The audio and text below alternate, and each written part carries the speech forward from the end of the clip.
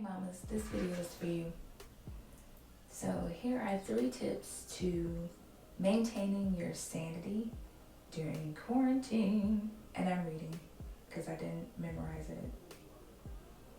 Establish a self-care moment every day. Yes, Monday through Sunday. During quarantine, it's really important. Typically, we may do self-care moments once a week. But when you've been at home for months, it's really important that every day that you're at home, that you are finding a moment to practice self-care.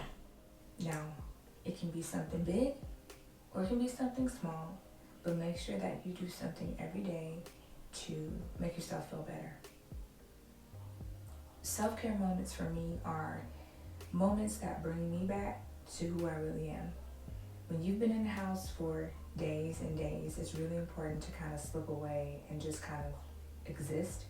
But we really have to be intentional about taking the time to bring ourselves back to some semblance of normal.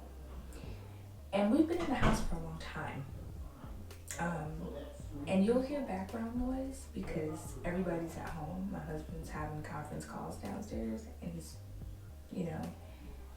a very direct person, aka he loud. So you're gonna hear him, and I'm not gonna stop because I'll be trying to do this video all day. Okay, that's my little tidbit. So, and someone's in the bathtub now. Whatever. This is gonna be a real video. It's not gonna be polished and pretty because everybody's at home. My youngest son's birthday was March 19th, so we have literally been in the house since March 19th. Their last day of school was March 16th, so that's a long time. So practice self-care every day, Monday through Sunday. Do a little bit each day, and whatever that looks like for you.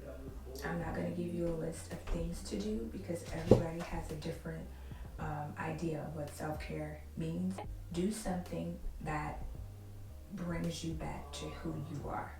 Okay? Tip number 2, be flexible. Okay?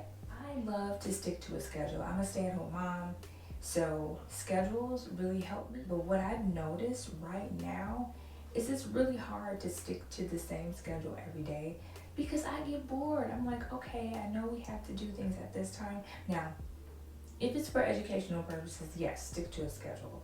Like, all 3 kids have a time when they should be up, bathe, have had something to eat, and get started on their work. I'm not talking about that kind of schedule. Trying to stick to the same schedule when you have multiple children, and even if you have one child, I noticed that I feel like my kids are like, I don't want to do this schedule today. I just want to play video games. And I'm like, cool, because I don't really want to deal with you right now anyway, because you're cranky. But, just saying. So be flexible. I know that, our superpower as moms is to organize things and have order, but sometimes during this quarantine, you got to just be flexible and throw the schedule out the window for the day and just kind of coast it. So learn how to be flexible. I think that it's a skill that as a mom, sometimes we don't like to be flexible, and it makes us feel uncomfortable because we feel like, well, if I'm being flexible, something's lacking. Each day is going to be different, and we have to get used to that. I know for me, I think I wanted every day to be the same, and every day has proven to be so different because each child wakes up in a different headspace every day.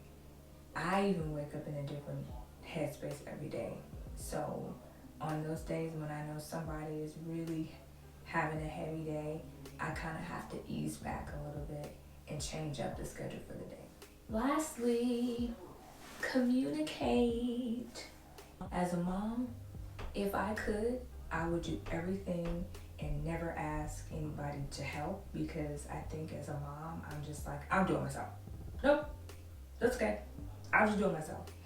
And I feel like at this quarantine time, that can be really overwhelming to a mom because if we're doing everything and we're not really asking anybody to help us, and then if we're not communicating that we feel like we're a little overwhelmed, nobody else can step in to help. Our husbands are not mind readers, and our children are not mind readers also.